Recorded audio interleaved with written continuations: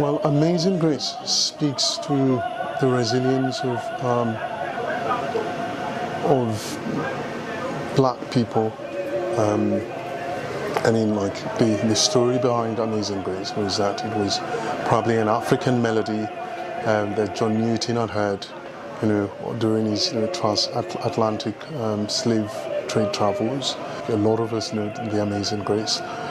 It's a song that has been sung through the ages. It's one of the most famous hymns that's ever been sung, and I believe that that the song will serve as a means of unity, a source of unity across all races and backgrounds. Obviously, came to Lagos to find in need of singers to record this, and the process was that I wanted the best of singers that I could lay my hands on, I could select to actually record this. And so the entire process began with sending out a note to several music teachers, to Muson, to the Mountaintop Conservatory of Music, to people who are connected to the Mountaintop University, and as well as Unilag. My name is Ebuka, and I'm a countertenor.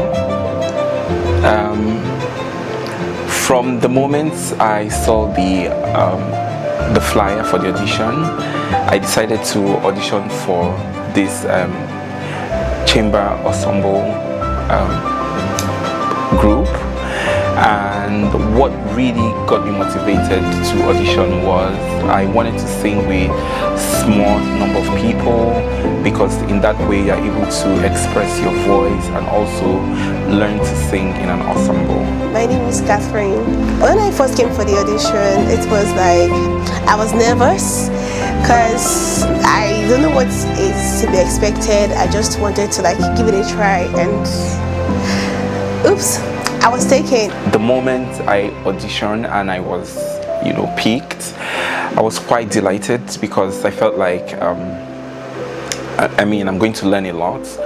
And then from the first rehearsal, it was really, really like a learning curve, because you rarely find a small ensemble group here in Nigeria, and just being part of this one is quite something I'm very thankful for. My name is Victor Ige, and I'm a tenor singer, and I was part of the singers for Amazing Grace. That's the recording for Solomon's piece. I had two auditioned the soloist, the boy soprano, tenor and soprano, with the SATB choir to help in the recording of this song. So it was quite a smooth process.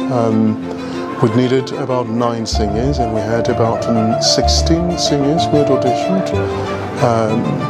And it was a wonderful experience, a pleasant experience to have had these singers come. When I saw the audition, Mr. John Eklo sent the audition flyer on our page, the students' page, and okay, let me give this a try. And I auditioned. I came to the audition venue. I auditioned. I saw my friends, so it was interesting, so no pressure.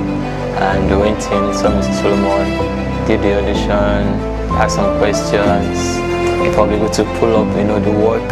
So yes, of course, And he said it was in English and prosa. Yeah. The thought of arranging this piece is to speak to that, unity, as you will hear in the music. The Western style, classical style meeting with the African style. It's pretty much a unity between, cultures, between people, between races, and finding this unity. What unifies us than divides us. When I was giving the music, I was like, okay, I've not really done something like this because of the language, the mixture of the language with the English language too. So, but I was like, okay, I can do it. And during the recording process, it was a bit challenging to me, I would say. But then it was fun at the same time.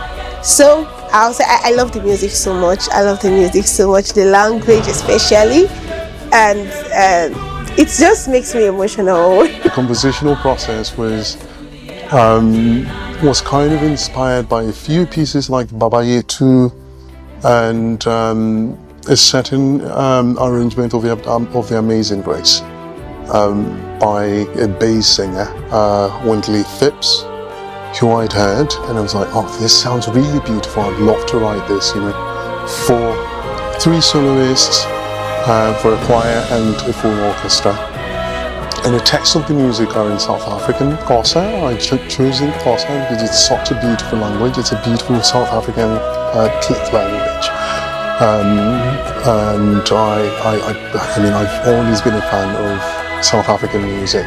The sound just reminded me of this, what's it called, Lion King, right? There was a part of the music that had this Lion King theme, and it was very African, and you just feel that, that African vibe and everything. It was really, really interesting. I'd love to end this by giving special thanks to a few people who've made this possible and have facilitated this recording experience.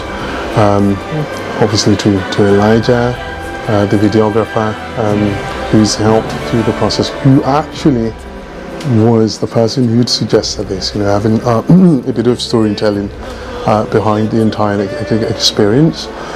So many thanks to Elijah, thanks to the Mountaintop Conservatory, the director, Mama Kishalore, and Danielle Etin and Sheung, who've sort of allowed for us to use the space at the conservatory for rehearsal and for the auditions. So special thanks to them. I'm certainly indubitably grateful. And thanks to the Muson School as well, especially to John Eklu, the voice teacher there, who's who'd sent this to his students as well. So thanks to Muson, thanks to the Mountaintop Conservatory, thanks to Unilag as well. We had some students from Unilag, and I think I suppose a few students from, thanks to Raphael, the instructor and accompanist as well. So he is the co-director of the boys choir, and he did help us with the first rehearsal. Thanks to Gideon as well, who accompanied on the second rehearsal. And thanks to all of the singers who've done incredibly well to make this recording project a reality. So thanks to everyone, and thanks to as many that I cannot remember. Thank you. Gracias. I hope that a lot of people enjoy this music and even what we're going to be doing in the nearest future.